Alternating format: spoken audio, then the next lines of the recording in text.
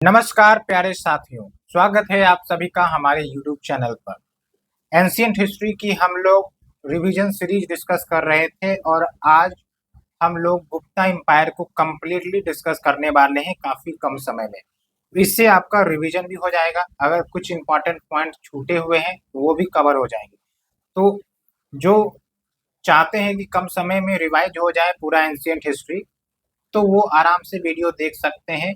And इससे पहले हम लोगों ने लगभग 5-6 वीडियो एंशिएंट हिस्ट्री के कवर करवा दिए हैं। केव्स है, इंस्क्रिप्शंस है, साथ के साथ palaeolithic, mesolithic, Indus valley civilisation, जो भी पोटेंशियल क्वेश्चन पूछे जा सकते हैं वो हमने कवर करवाया है।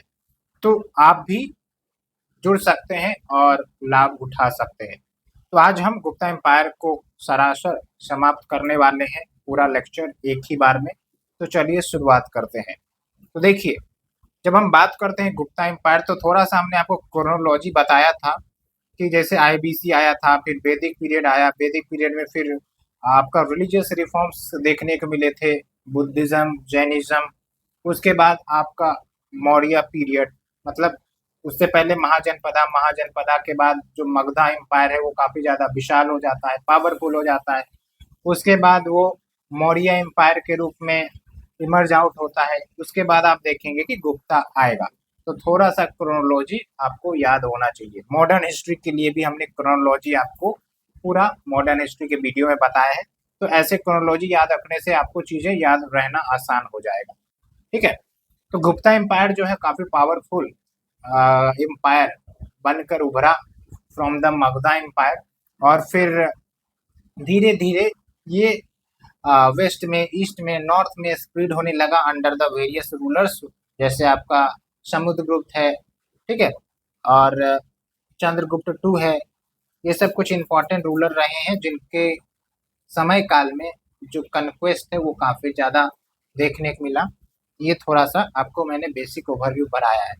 थोड़ा पीरियड आप देख सकते हैं 320 एडी से लेकर 543 एडी। वैसे पीरियड पूछा नहीं जाता है, फिर भी याद रखना है। फाउंडर कौन है? कुमार गुप्ता, जो कि हम देखने वाले हैं। कुछ प्रोमिनेंट रूलर्स हम देखेंगे यहाँ पर। ओके, तो आप चिंता ना करें। लेकिन सबसे पहले हम सोर्सेस को देख लेते हैं कि हमें कैसे पता चलता है कि भाई कौन से रूलर ने क्या इरप्ट करवाया या फिर किससे लड़ाई की, उनके समय काल में क्या स्थिति थी, सोशियो इकोनॉमिक कंडीशन क्या था। तो एक तो होता है कि लिटरेरी वर्क, और गुप्ता पीरियड में आपको पता है कि लिटरेरी वर्क यानी कि किताबी भाषाएं अच्छी खासी प्रचलित हुई। उसके बाद इंस्क्रिप्शन सब जो है, बहुत सारे रूलर जो है वो बनवाते रहते हैं, तो इंस्क्रिप्शन से भी हमें प्राप्त मिल जाता है। तो थोड़ा सा हम सोर्सेस पर चलते हैं। पहले एक तो है मेहरौली आयरन पिलर इंस्क्रिप्शन, जिनके बारे में मैंने ऑलरेडी डिस्कस कर रखा है, ये दिल्ली में है। और चंद्रगुप्त टू के समय में जो अचीवमेंट्स हुई, चंद्रगुप्त टू ने जो हासिल किया, उसके बारे में बताया जाता है। तो चंद्रगुप्त के समय काल का ये इंस्क्रिप्शन है, चंद्रगुप्त टू ने इसे इरेक्ट करवाया था। ओके, एक पॉइंट तो आपका क्लियर हो गया। उसके बाद है इलाहाबाद पिलर इंस्क्रिप्शन। ये जो है समुद्रगुप्त के बारे में बताता है। और इलाहाबाद पिलर इंस्क्रिप्शन एक तो समुद्रगुप्त के बारे में बताता ही है, लेकिन बाद में आप देखेंगे कि और भी कुछ रूलर्स के बारे में बताता है। हमने ऑलरेडी पिछले वीडियो में डिस्कस किया है, तो आप वहां से देख सकते हैं।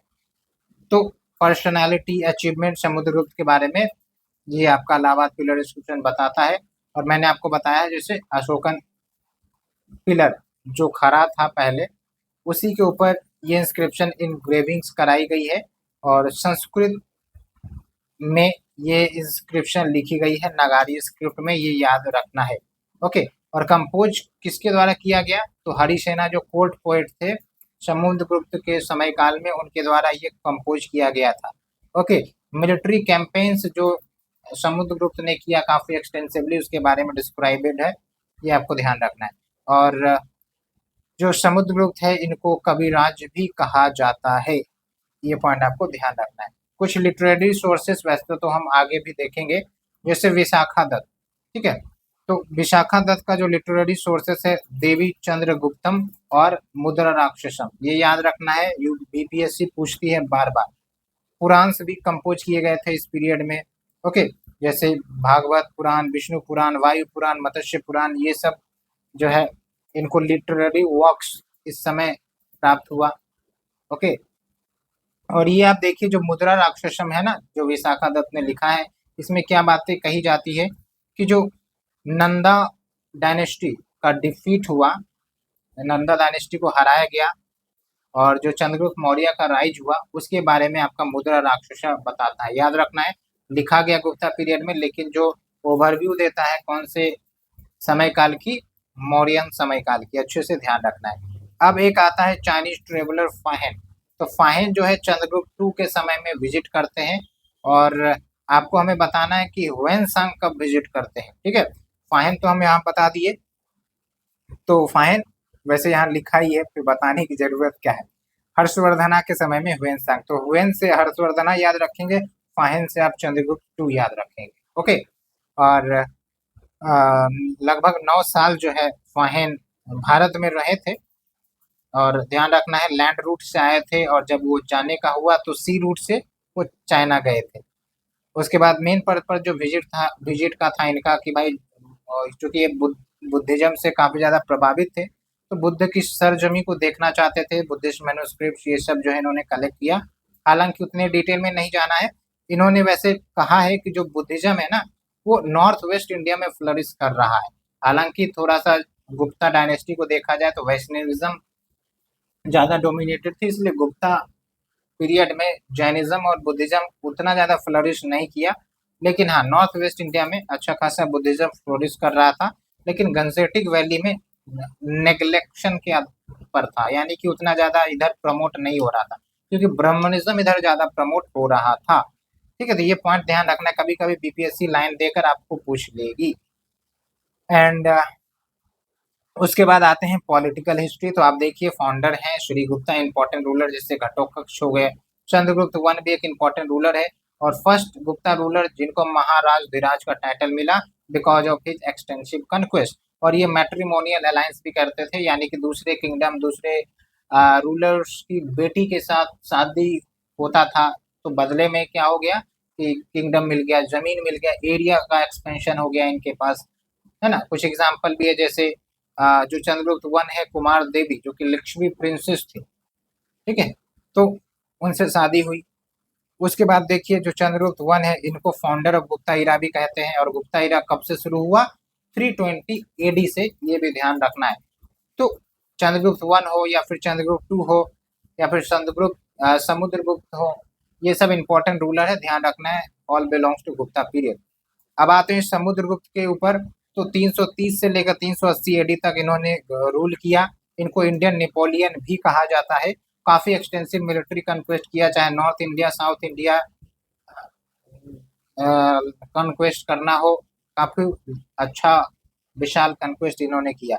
और जो साउथ में इन्होंने कन्क्वेस्ट किया इसको दक्षिण पथ एक्सपीडिशन कहते हैं, जहां पर उन्होंने लगभग 12 रूलर जो है साउथ इंडिया के उनसे युद्ध लड़ा था और फिर विजय प्राप्त हुआ। लेकिन ये भी ध्यान रखने वाली बात है कि जो साउथ इंडियन को ये कन्क्वेयर किए थे तो डायरेक्टली इन्होंने अपना रूल नहीं जताया, मतलब बस उनसे कहा गया कि भाई ठीक है हमने तो आपको हरा दिया है, बस आप हमारी सॉवरेनिटी को एक्सेप्ट करिए कि हाँ हम आपके अंदर हैं। ठीक है, तो डायरेक्टली ये रूल नहीं करते थे अगर साउथ इंडिया में इन्होंने कन्क्वेयर किया तो। ठीक है, फिर जब मिलिट्री कन्क्वेस्ट ये कर देते थे तो अश्वमेधा सेक्रीफाइस ये करते थे, है ना, अश्वमेधा का sacrifice. Gold coin silver coins भी अच्छा खासा संख्या में इश्यू किया गया इनके पीरियड में। और जो गोल्ड कॉइन इश्यू होते थे इनमें टाइटल दिया जाता था इनको रिस्टोरर ऑफ अश्वमेधा, क्योंकि इनके आने से अश्वमेधा सेक्रीफाइसेस जो है काफी ज्यादा प्रमोट होने लग गई थी। और इनके जो कॉइन्स बनाए जाते थे इसमें इनको बीना प्ले करते हुए दिखाया गया है, जो कि यूपीएससी ने एक बार क्वेश्चन भी पूछा। ठीक है, तो गुप्ता कॉइन्स में बीना प्ले करते हुए दिखाया गया है, किसे, समुद्रगुप्त को, याद रखना है। वैष्णवाइट फॉलोवर तो थे ही थे और बुद्धिज्म को ऐसा नहीं था कि कंप्लीटली नेग्लेक्ट करते थे। जैसे यहाँ पर आप देख सकते हैं ग्रेट बुद्धिस्ट स्कॉलर वासवंधु, इनको इन्होंने पैट्रोनाइज किया था। और जो हरिसेना था वो भी कोर्ट पोएट था, इसके बारे में तो हमने आपको बता ही दिया है। उसके बाद चलते हैं चंद्रगुप्त टू के समय काल में। 380 से लेकर 415 एडी के बीच विक्रमादित्य भी इन्हों कहा जाता है और इन्होंने सकारी टाइटल हासिल किया बिकॉज सकारी जो आपके ट्राइब्स है उनको इन्होंने डिफीट किया था। और इनके समय काल में भी एरिया का एक्सपेंशन हुआ डिप्लोमेसी और वॉरफेयर के मदद से। ओके। और इन्होंने कुमेर नाग से मैरी किया, Naga princess of central India. इनकी जो बेटी हुई प्रभावती, इन्होंने वकाटका प्रिंस रुद्रसेना टू से शादी की। ये ध्यान रखना है, वकाटका जो आपके महाराष्ट्र में हमने डिस्कस किए थे ना, वहाँ पर ये डायनेस्टी गवर्न करती थी। और जब शादी हुआ इनके डॉटर का, तो फिर इस रीजन का भी प्रभाव गुप्ता एम्पायर के अंतर्गत आ गया, जो उनके ट्रेड कम्युनिकेशन में काफी बेनिफिट मिली। समझ में है? आप देख सकते हैं जो वकाटका रूलर है महाराष्ट्र वाला रीजन में, इस साइड वाला रीजन में, ठीक है, जो पोर्ट्स थे वो इनके कंट्रोल में हुआ करते थे, काफी स्ट्रेटेजिक पोजीशन था इनका। तो चंद्रगुप्त टू को कन्क्वेयर करने में भी मदद मिला दक्कन के रीजन में, साउथ में, साथ के साथ ट्रेड कम्युनिकेशंस को बढ़ावा देने में भी मदद मिला। ओके, ये आपको ध्यान रखना है। तो आप देख सकते हैं कन्क्वेस्ट जो चंद्रगुप्त टू ने किया, एक तो वेस्टर्न इंडिया अगेंस्ट साका क्षत्रप जो उस समय रूल करते थे, वेस्टर्न मलबा या कथियावाड़ रीजन जो कि गुजरात में है। तो जब इन्होंने साका क्षत्रप से विक्ट्री हासिल की तो सकारी टाइटल इन्होंने हासिल किया, जिसका मतलब होता है डिस्ट्रॉयर ऑफ साका। तो बस आपको धीरे धीरे सुनते रहना है। अब इसमें क्या है कि अब हम आपको लंबा वीडियो ज़्यादा दे नहीं सकते, अदरवाइज आपको रिवीजन करने में दिक्कत होगी। इसलिए जल्दी जल्दी बस आप सुनते चलिए, और जहाँ भी लगे कि यहाँ पर हमने भूला है, याद नहीं है, तो वहाँ पर आप नोट डाउन कर सकते हैं। अब देखिए, जैसे जैसे उन्होंने विजय प्राप्त किया तो उस रीजन में जो भी इंपॉर्टेंट पोर्ट्स थे उनका एसेसिबिलिटी नहीं मिल गया। जैसे अरेबियन सी में कुछ इंपॉर्टेंट पोर्ट्स उस समय मौजूद थे, जैसे बरोज पोर्ट है, सोपारा पोर्ट है, कैम्बे पोर्ट है। ये सब आपको बताना है कि कौन से स्टेट में फिलहाल पड़ता है। और जो उज्जैन है वो एक इम्पॉर्टेंट कॉमर्शियल सिटी बना, ठीक है, और ये अल्टरनेटिव कैपिटल गुप्ता एम्पायर का बना। तो हमारा जो ओरिजिनल कैपिटल था गुप्ता एम्पायर का वो कौन था, आप थोड़ा सा कमेंट सेक्शन में जरूर बताएं। ओके, उज्जैन कहाँ है? एमपी में। और उसके बाद पोर्ट्स की एसेसिबिलिटी हो गई, ट्रेड होने लगा रोमन्स के साथ, आप समझ सकते हैं सिल्क, कॉटन, इंडिगो, ये सब भी ट्रेड होते थे। और बदले में जो है रोमन गोल्ड आता था। तो ये ध्यान रखना है कि रोमन के साथ हमारा ट्रेड था और भर भर के हमें गोल्ड आता था, इसलिए इस पीरियड में काफी ज्यादा गोल्ड कॉइन भी इश्यू हुए थे। ये ध्यान रखना है, वेराइटीज ऑफ गोल्ड हमें मिल जाते हैं अंडर द चंद्रगुप्त टू, ठीक है। फाहिन जो है वो चंद्रगुप्त टू के समय में ही आए थे, हमने ऑलरेडी डिस्कस कर लिया है। ओके, उसके बाद कुछ इंपॉर्टेंट फिगर्स को इन्होंने पैट्रोनाइज किया, जैसे कालिदास। चंद्रगुप्त टू की बात हो रही है, ध्यान रखना है आपको। कालिदास, अमर सिम्हा, इनको पैट्रोनाइज किया गया। उसके बाद आते हैं गुप्ता पीरियड के समय में। तो गुप्ता पीरियड में, मतलब गुप्ता पीरियड नहीं, कुमार गुप्त के पीरियड में सबसे इंपॉर्टेंट फैक्ट आपको ध्यान रखना है, नालंदा यूनिवर्सिटी का फाउंडेशन स्टोन कुमार गुप्त ने ही रखा था। बाद में जो आपके रूलर्स आते हैं वो इनको और ज़्यादा अच्छा बनाया जाता है नालंदा यूनिवर्सिटी को। फिलहाल तो एक बात ये भी ध्यान रखनी है कुमार गुप्ता के बारे में, जो करमदंड करमदंड इंस्क्रिप्शन है फैजाबाद में, इनके बारे में बताता है, ठीक है। और कुमार गुप्त के समय काल में क्या हुआ कि एक तो पुष्यमित्र जो कि पावरफुल वेल्दी ट्राइब्स थे, ठीक है, बाद में वही पुष्यमित्र, शुंगा और फिर हर्षवर्धना डायनेस्टी के रूप में उभरेगा। तो पावरफुल वेल्दी ट्राइब चाह रहे थे कि भाई कंट्रोल किया जाए इनके रीजन को, ठीक है, लेकिन उस समय पुष्यमित्र शुंगा नहीं कर पाए, ठीक है। साथ के साथ कंटिन्यूस थ्रेट फॉरेन इन्वेजन का, यानी कि हुना इन्वेजन का हो रहा था सेंट्रल एशिया की तरफ से, लेकिन फिर भी कुमार गुप्त ने अपने एम्पायर को बचा के रखा। फिर अल्टीमेटली स्कंद गुप्त की बात करें तो हुन इन्वेजन डायरेक्टली यहाँ पर फेस टू फेस देखा गया स्कंद गुप्त के समय में, बट स्कंद गुप्त ने भी बचा लिया अपने एम्पायर को। और इसके बारे में, यानी कि जो हुना इन्वेजन है, इसके बारे में वितारी पिलर इंस्क्रिप्शन के बारे में बताया गया है स्कंद गुप्त ने किस प्रकार से हुना इन्वेजन से निपटा। ओके, और जब ये हुना इन्वेजन से लड़ाई लड़ी तो काफी ज्यादा रिसोर्स ड्रेन भी हुआ। तो बाद में धीरे धीरे गुप्ता एम्पायर वीक होने लगा, तो आगे जो सक्सेसर रूलर्स आए उतना ज्यादा मजबूत नहीं रहे, उतना ज्यादा एम्पायर को एक साथ नहीं रख सके। तो अल्टीमेटली धीरे धीरे जो एम्पायर है वो आप देखेंगे कि लॉस्ट होने लगेगा। तो ये बेसिकली कुछ डिक्लाइन का भी कारण था। तो हमने यहाँ तक डिस्कस किया, अब चलते हैं कुछ एडमिनिस्ट्रेशन की बात कर लेते हैं गुप्ता पीरियड में। एक तो ये है कि जो किंग है, किंग को असिस्ट करने के लिए काउंसिल होता था सीएम का, सेनापति का और इम्पोर्टेंट ऑफिसर्स का, ये अच्छे से ध्यान रखना है। ओके, उसके बाद संधि विग्रह, कहा जाता है कि ये जो संधि विग्रह पद है ये फॉरेन अफेयर्स मिनिस्टर, आज आप देखते हैं फॉरेन अफेयर्स मिनिस्टर हर देश में होते हैं जनरली, तो संधि विग्रह भी एक फॉरेन मिनिस्टर का पद था। उसके बाद जो प्रोविंसेस थे ना, अब जैसे इतना बड़ा एम्पायर है तो ऐसा नहीं कि एक ही एम्पायर का नाम है, बस डिफरेंट प्रोविंसेस में बटा हुआ था। आज जैसे आप स्टेट देखते हैं इंडिया का, वैसे ही प्रोविंसेस मान लीजिए, और प्रोविंसेस के अंदर भी आपका डिवीजन था जिसको विशा कहते थे या फिर डिस्ट्रिक्ट कहते थे। ठीक है, तो थोड़ा ध्यान रखना, प्रोविंसेस को भुक्ति कहा जाता था और इसको हेड करने वाले गवर्नर या फिर उपाधि का अच्छे से ध्यान रखना है। मोस्टली ये प्रिंसिपली क्लास से होते थे। उसके बाद भुक्तीज की बात करें तो भुक्तीज के अंदर भी आपका डिवीजन था डिस्ट्रिक्ट के रूप में, और डिस्ट्रिक्ट को विशाज कहते थे, हेडेड बाय विशापति। उसके बाद अगर डिस्ट्रिक्ट के अंदर जाए तो फिर विलेजेज आ जाते थे, एक डिस्ट्रिक्ट के अंतर्गत मल्टीपल विलेजेज हो सकते थे, V1 V2 V3 V4 ऐसे हमने कैटेगराइज कर दिया है। और विलेज को हेड करने वाले ग्रामिकाज, ऐसे करके आप याद रखेंगे। ठीक है, नगर को हेड करने वाले नगर श्रेष्ठीज, ये ध्यान रखना है। ठीक है, श्रेष्ठीज किसको कहते हैं? गिल्ड को कहते हैं, मर्चेंट गिल्ड। ओके, अब आते हैं क्या एडमिनिस्ट्रेशन देखा गया फाइन की तरफ से, क्या ऑब्जर्व किया, क्योंकि कभी कभी फाइन के ऑब्जर्वेशन को भी क्वेश्चन बनाकर पूछ लिया जाता है।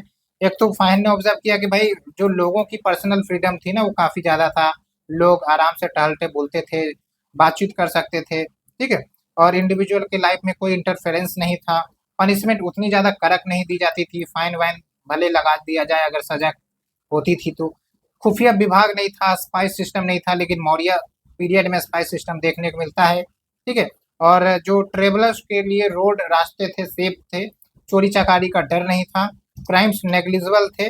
साथ के साथ एडमिनिस्ट्रेशन की बात करें, ओवरऑल कंपैरिजन करें अगर मौर्य से, तो गुप्ता पीरियड का एडमिनिस्ट्रेशन लिबरल था, काफी ज्यादा फ्लेक्सिबल था, जबकि मौर्य का सेंट्रलाइज था। ओके, फिर आप देखिए सोसाइटी की बात करें तो कास्ट सिस्टम यहाँ आते आते काफी ज्यादा डोमिनेट हो गया, जो ब्राह्मण्स थे टॉप लेडर पर आ गए कास्ट सिस्टम में। उसके बाद अनटचेबिलिटी का प्रैक्टिस धीरे धीरे आना शुरू हो गया। अनटचेबिलिटी एग्जाम्पल भी दिया जाता है, फाइन ने बोला कि जो चंडेलाज है वो कहीं ना कहीं सोसाइटी से अलग अलग फेस करते हैं, उनको डिस्क्रिमिनेशन किया जाता है, जिससे दिशा दी जा रही है कि हाँ कहीं ना कहीं अनटचेबिलिटी सबकी प्रैक्टिस आ गई थी। फिर आप देखिए वेमेन्स जो पहले रिलीजियस फ्रीडम एंजॉय करते थे रिलीजियस टेक्स्ट सब पढ़ने के लिए, यहाँ पर वो सब धीरे धीरे प्रोहिबिट होने लगा, लाइक कुरान। उसके बाद जो स्वयंवरा महिलाओं के लिए ऑर्गेनाइज होती थी, ये प्रैक्टिस जो है वो बंद हो गई।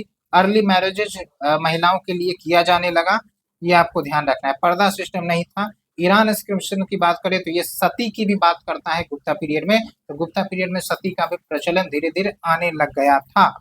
ठीक है, चाइल्ड मैरिज का भी प्रचलन दिख रहा है।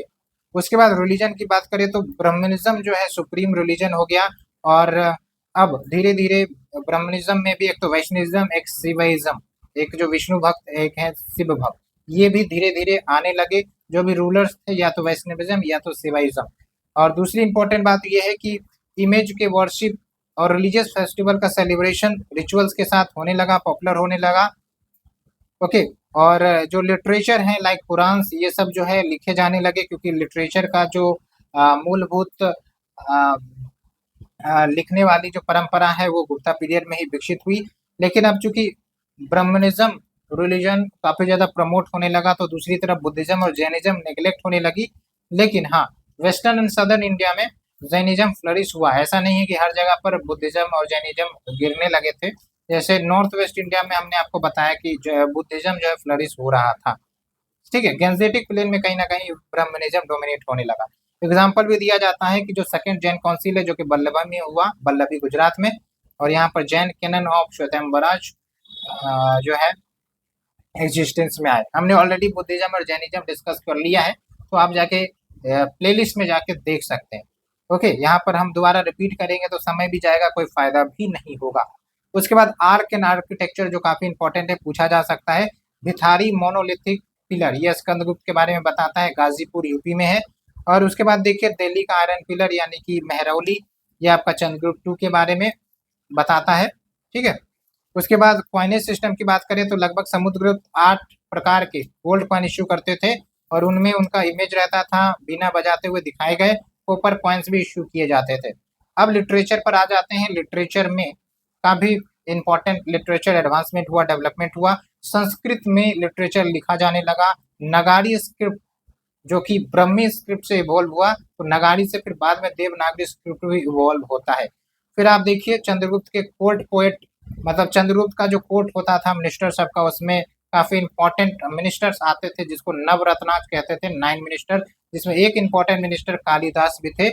और कालिदास ने important contribution literature, plays, epics में किया। जैसे आप देखिए संस्कृत ड्रामा जो उन्होंने लिखा शकुंतला, ओके, और ये जो है शकुंतला की स्टोरी के बारे में बताता है जो महाभारत में बोली गई है।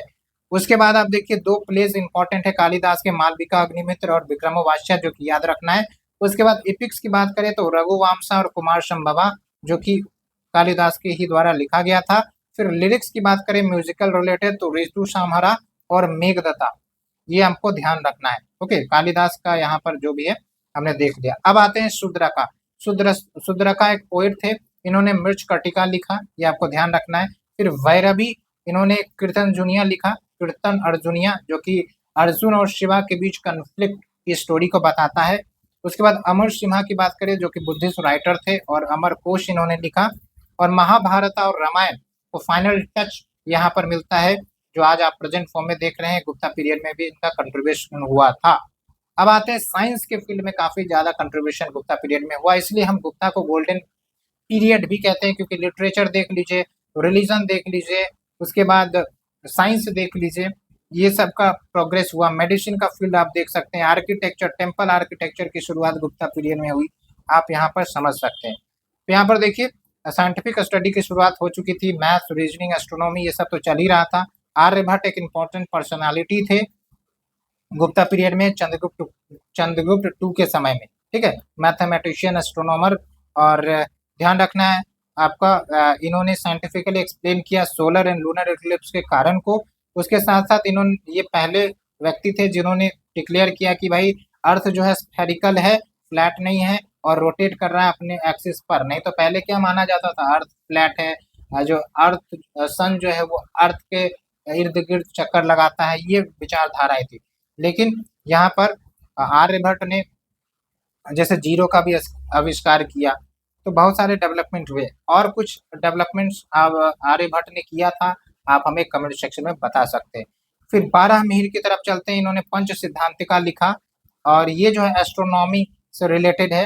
फिर बृहद जातका आपको ध्यान रखना है, it is also related to astrology. फिर बृहद संहिता याद रखना है, संस्कृत लिटरेचर है, it deals with astrology, geography, architecture, marriage, बहुत सारे फील्ड। ध्यान रखना है आपको, बृहद संहिता, बृहद जातका, it is not a medical book, अच्छे से ध्यान रखना है। ओके, मेडिसिन के लिए आपको ध्यान रखना है कि बाघभट्ट, ये जो है इंपॉर्टेंट मेडिकल ट्रायो में से एक थे एंशिएंट इंडिया में। अदर 2 ट्रायो जो थे वो कनिष्का के पीरियड में आए थे, ठीक है। चारका और सुश्रुता, ये ध्यान रखना, चारका संहिता, सुश्रुत संहिता, ये आपको ध्यान होगा। और बाघभट्टा ध्यान रखना है गुप्ता पीरियड में, खासकर चंद्रगुप्त टू के पीरियड में। उसके बाद आप देखिए जो आपके बाघभट्ट, इन्होंने अष्टांग समग्र लिखा है इन्होंने, that deals with 8 branches of medicine. और इस प्रकार से आपका जो गुप्ता पीरियड है पूरा समाप्त होता है। देख सकते हैं 20 मिनट में आपका पूरा गुप्ता एम्पायर को हमने समाप्त किया। अब यहाँ पर एक फैक्ट ध्यान रखना है, भितरगांव टेम्पल कानपुर यूपी में है, which is oldest remaining Hindu temple, Gupta period में बनाया गया था, ये ध्यान रखना है। तो इस प्रकार से आपका पूरा गुप्ता पीरियड होता है समाप्त। जो भी इंपॉर्टेंट फैक्ट्स हमने डिस्कस किए आप रिवाइज कर सकते हैं फास्ट फॉरवर्ड में। 1 की स्पीड में नहीं बन रहा है, 2 की स्पीड में देखिए, 1.5 की स्पीड में देखिए, लेकिन पढ़ के जाइए, याद करके जाइए और सिलेक्शन लेकर आइए। Thank you friends, thank you very much. अगर आपको लेक्चर अच्छा लग रहा है तो जल्दी जल्दी आप शेयर करिए, लाइक करिए, कमेंट करिए। जो भी अपने डाउट्स हैं आप हमें मेल कर सकते हैं, या फिर टेलीग्राम में भी आप मैसेज कर सकते हैं, टेलीग्राम पर PDF आप प्राप्त कर सकते हैं। Thank you friends, thank you very much for this discussion. We will meet again for the next sort of session. Thank you.